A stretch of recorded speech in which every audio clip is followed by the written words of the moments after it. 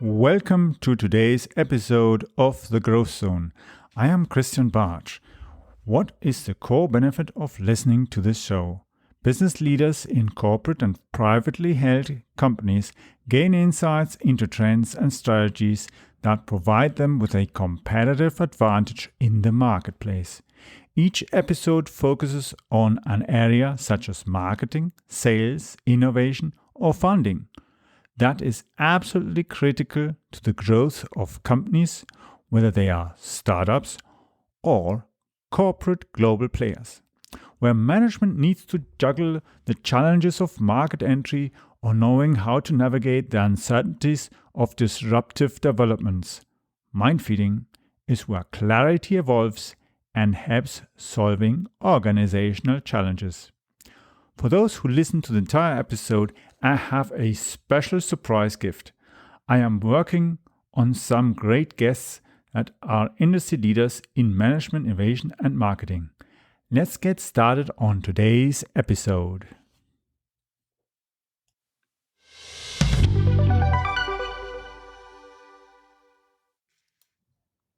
So today I'm with Oz Konar. He's based in Pennsylvania, and we are going to talk today about following topic: how business loan brokers can help startups get the needed seed funding. Before we go into our topic, Oz, can you please tell us a little bit more about yourself? Hey, Christian, good to be here. And I want to say hi to your audience. Yeah, my name is Oz Konar. I'm the founder of a company called Business Lending Blueprint. So basically, we're a training organization training people in the United States and in Canada who are entrepreneurial and they want to start their own recession-proof business. So we have over 3,000 brokers that we kind of took under our wings, and we've been training them on how to become a business loan broker, so they can help other businesses, whether existing business or startup, get access to capital. Again, both in the United States and Canada, and we help them build a 6 and 7 figure business. So I'm the founder and also still the active president of that company. So my background is from the industry. I'm an online marketer, but I've also been a loan broker for many, many years. I come from outside sales, inside sales, phone sales, anything sales that you can think of, which led me to create this company, which at this point reached an 8-figure level. So we're very passionate about what we do and helping others reach similar levels through our help, hopefully. Yeah, that sounds really awesome. So, what is actually a loan broker? Let's start with that. Yeah, so it's a great question. So there are two types. So classic loan brokerage is through a traditional bank, right? So whether it's PNC Bank, Chase Bank, Citibank. So if you're a loan broker, you're processing loans under the roof of a national company. Our type of loan broker is from the alternative lending industry. The difference is traditional banks, they don't really provide funding to small businesses and startups, right? So the target audience is larger companies, corporations, larger revenue generating businesses so they can provide funding. But when it comes to providing funding to small mom and pop businesses, which consist of more than 70% of the entire economy, they don't really provide funding. But there is an alternative industry called alternative lending industry that does provide funding to small businesses.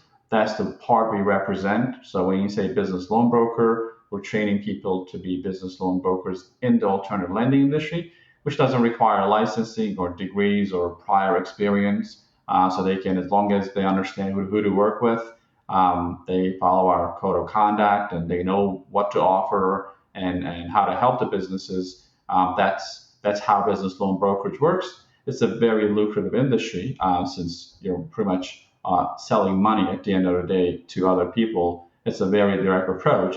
But yeah, that's the definition of business loan brokerage based on what we do. And if I'm right, I suppose that the loan broker is actually not on, he's like a, let's say, medium. He actually is able then to find for your company the people who have the money and are willing to give it to that particular company. Correct. Yeah. So in traditional lending, that's not so much of a problem, right? So you kind of know who provides funding, so you can go direct to the source. If you need a loan from a national bank, you go apply to Bank of America, let's say for a mortgage. But you also have mortgage brokers, right? So you go through a mortgage consultant, and they kind of put you through the best rate through the best provider. They do the heavy lifting. In alternative lending, it is similar to mortgage brokerage, but it goes way deeper than that, because unlike like traditional banks, you don't really know who the lenders are, the real lenders, and under what conditions they provide lending, what products they provide lending for. For example, someone might want to buy a truck for their company, then you need an equipment leasing lender. And if you don't know that, you don't really know how to get that. So your broker, connects you with the proper lender, and walks you through the entire process of getting the funding. And for example, equipment leasing is one of the dozen products that we train our members on. So with that, that's the role of the broker. That's a little different than the traditional lending or a mortgage broker or someone else who acts as like a medium person. Although brokerage, in its meaning, in its core, that's what it means. But it means a lot more than that for the alternative lending, because you're pretty much giving options to somebody who didn't even know that those options existed before.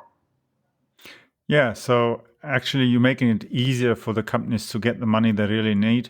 And I suppose of course, there are differences between the US and Canada, not only currencies, but as well jurisdictions, rules, and so on. So I suppose the people who join you for that and use the blueprint, they have, are there certain things that are different based on country?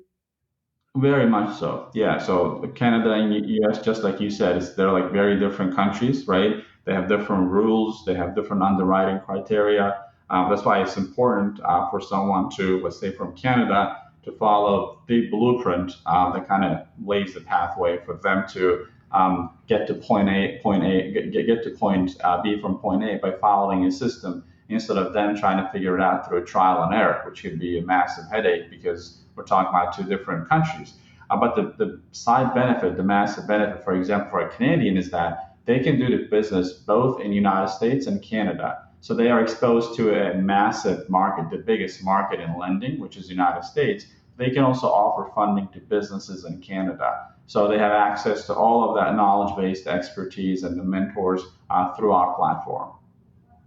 Yeah, and that makes it easier as well for them even to get money as a Canadian, even from lenders in the US who are interested or find it even a good thing to do and provide the necessary funds for that company. Absolutely, absolutely. Yeah, that really opens a much broader ability than if you go to a traditional bank around the corner and then they don't really understand what you're doing or why you need it, and how you're actually going to repay, which is typically the biggest problems for most online companies, SaaS companies, and businesses that are very innovative, that the traditional bank just doesn't understand the business model.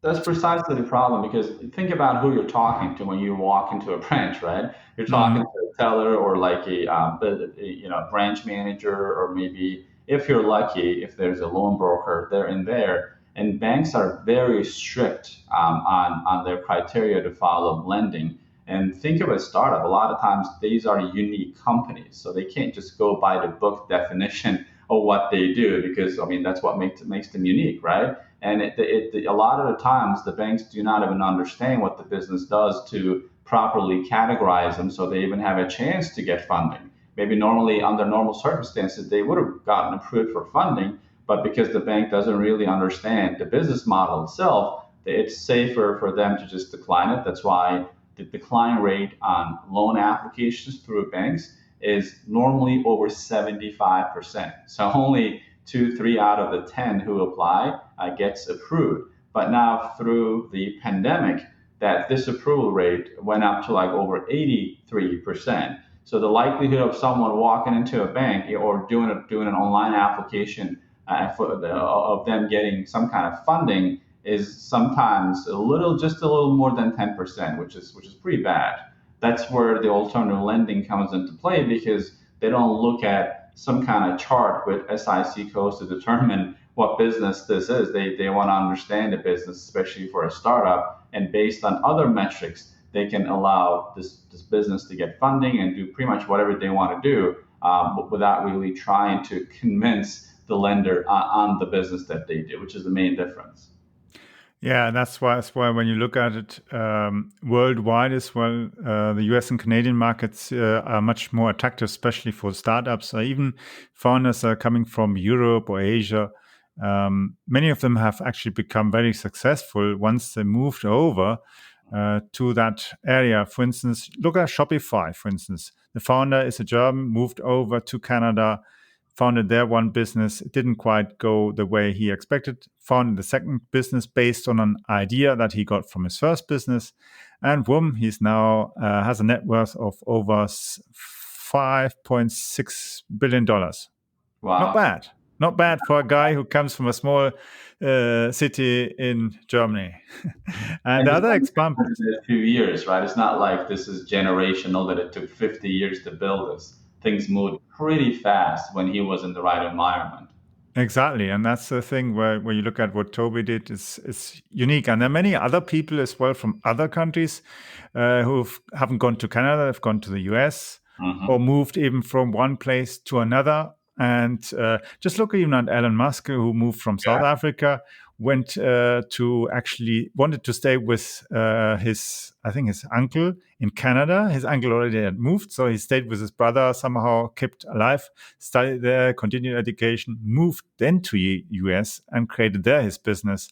And the next business, until he actually reached to Tesla and Starlink and all these other fantastic businesses are running. So it's very similar to kind of growing anything, right? So when you plant something in the right environment, it flourishes. A lot of times we only hear massive success stories like Elon Musk, you mentioned, a couple of other people. But besides them, there are millions of private success stories too, right? So people who come here, well, they become a millionaire. So you don't hear about them on the news, but that's not a small undertaking when you think about it. Because I come from an immigrant family, the odds of someone becoming a real millionaire in other countries is slim to none. Versus in U.S., they've been exploding. They're not Elon Musk's or Jeff Bezos, but they've done something that has never been done in their lineage for like a couple of 100 years. So that happens because you have the right ecosystem here. The banks might be giving you difficulty, but here you go. There's alternative lending. So as long as you have a drive to succeed and you have a good plan, you can figure your way out, and the bureaucracy is not going to stop in your way. Because a lot of times, like, try to do this in Africa or some other country. So your individual drive and motivation alone will not be enough for you to flourish and build a massive organization or a successful organization. Yeah, and you need as well, of course, to get those people who are willing to take as well the risk by actually working for that company, which often in places, even in Europe, usually you have so much alternative jobs like working for some big corporate and so on, and which usually is, of course, by parentage being told you need to get a safe job or you go and work for the government. In the US, it seems it's okay to go and work for some startup or smaller company and because there's a lot of proof of concept, right? So in other countries, there's not enough proof of concept for a parent to push their kid to do something different. Here in the United States, I mean, you can kind of look around in your neighborhood and be able to see people being really, really successful who haven't even gone through college, right? And seeing that story allows even the families to be more flexible on their approach. So in that regard, I think no matter what's happening, U.S. and Canada still the two best countries to build anything that you want. Now, obviously, if all you're looking for is a job, you can kind of do that in any kind of developed country. But in U.S. and Canada is the breeding ground for startups for a reason. Yeah, exactly. And even people who, for instance, came from India as programmers, worked for some other startup and eventually got their stock options. With the stock options, they created some starting wealth. And with that wealth, they started their own business idea.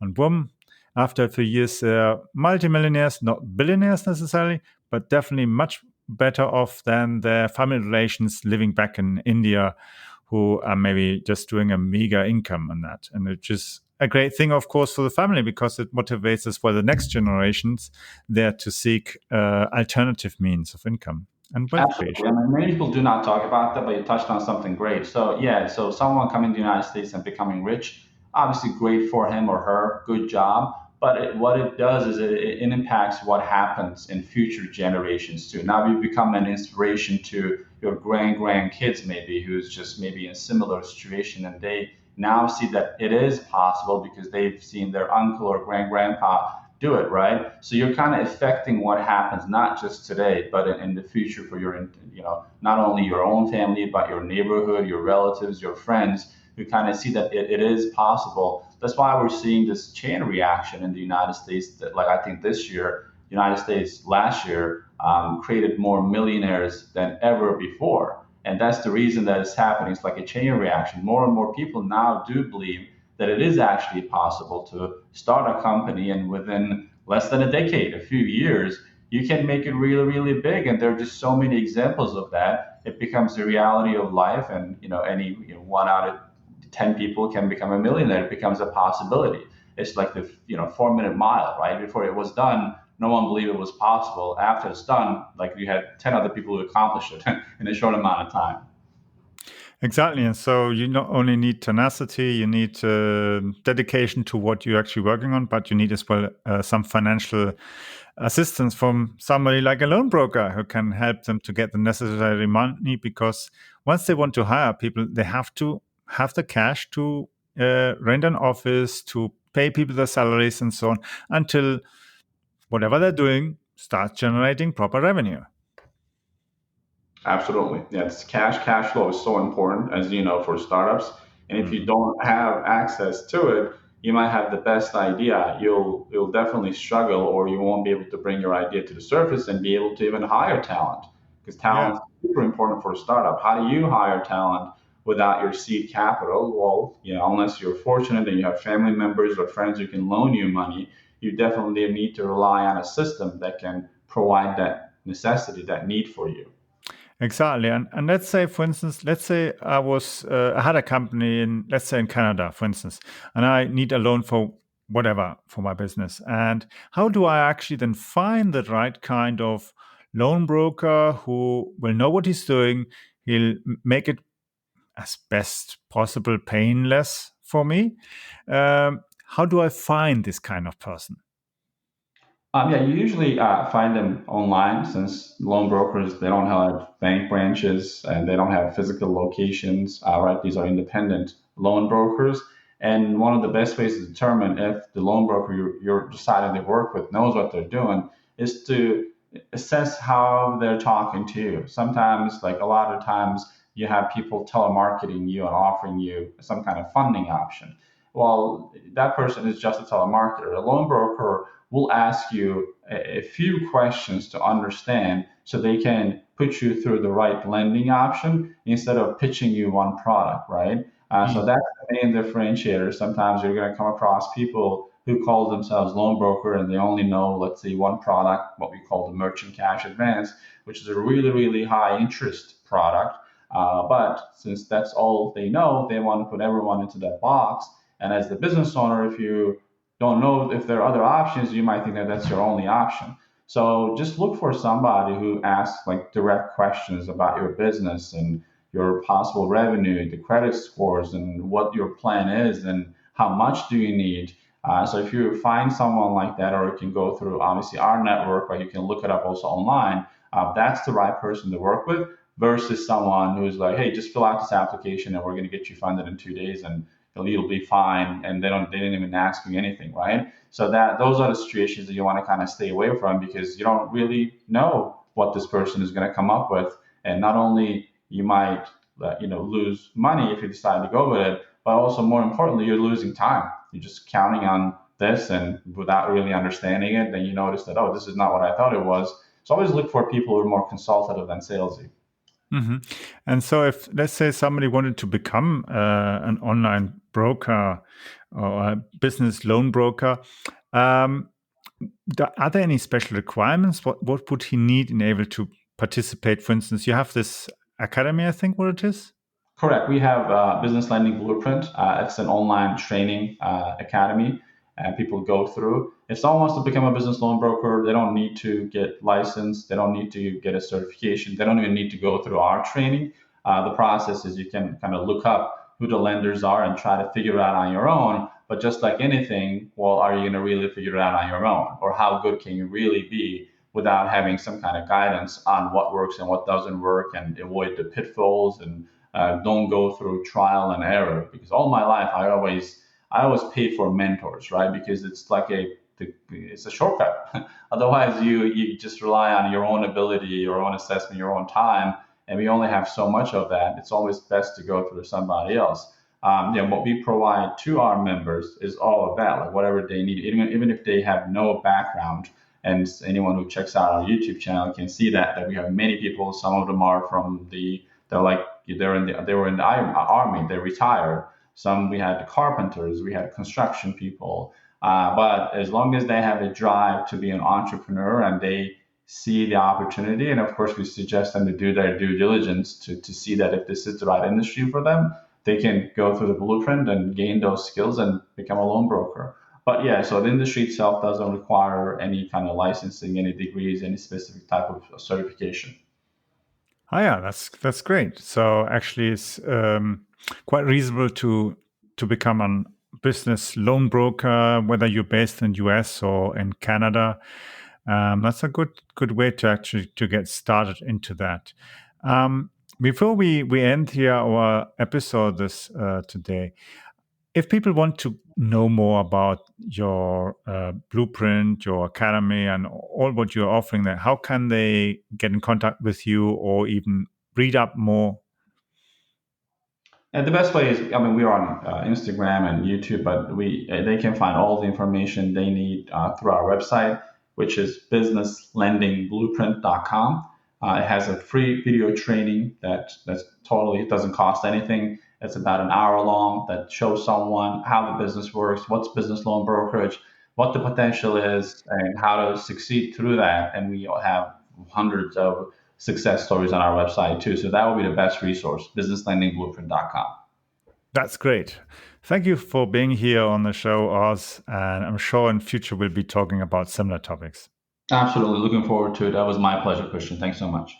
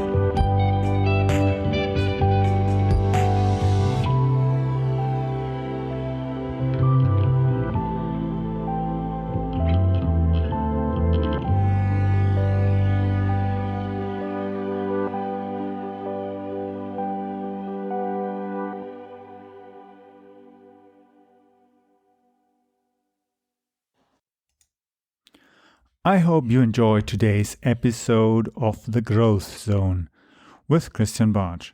Thank you for listening. Please leave a review or rating here on iTunes or on podchaser.com. If you found the content helpful, then share it on social media. I would like to invite you to follow our show so that you don't miss the upcoming interviews with leaders in the market. Simply visit the website follow.prmediareach.com. I will be adding the link also to the description of this episode so that you just need to click on that link. For those of you who are listening and signing up to follow the show, I have reserved a free copy of the ultimate guide on content marketing. This is the strategy that got me top corporate clients like McDonald's, Linde, Hewlett-Packard, Deutsche Bank, Volvo, and many others. That strategy has been working for over 10 years.